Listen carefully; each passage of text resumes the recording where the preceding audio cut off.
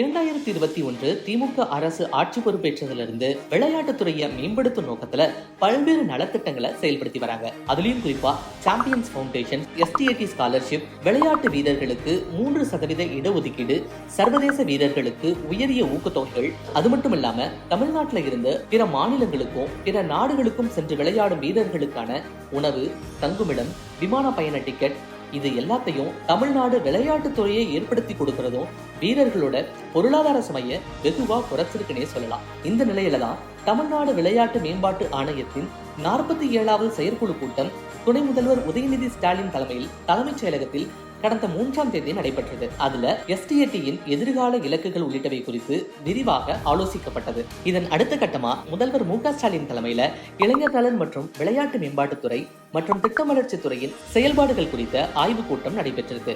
இந்த கூட்டத்துல அடுத்த கட்ட மேம்பாடு குறித்தும் செயல்பாடு குறித்தும் விவரிக்கப்பட்டிருக்கு. குறிப்பா துணை முதல்வர் பொறுப்புல இந்த துறைகள் சார்பில் மேற்கொள்ளப்பட்டு வரும் பணிகள், அறிவிப்புகளின் நிலை, நடைமுறையில் உள்ள திட்டங்கள் உள்ளிட்ட பல்வேறு அம்சங்களை ஆய்வு செய்த முதல்வர் தன்னோட மேலான வழிகாட்டுதல்களையும் கொடுத்திருக்கிறார். இந்த மாதிரியான நடவடிக்கைகளை பார்க்கும்போது விளையாட்டுத்துறை தமிழ்நாட்டில் மட்டுமல்ல உலக அளவிலும் ஒரு சிறந்த இடத்துல இருக்குங்கிறதுல எவ்வித ஐயமும் இல்லை.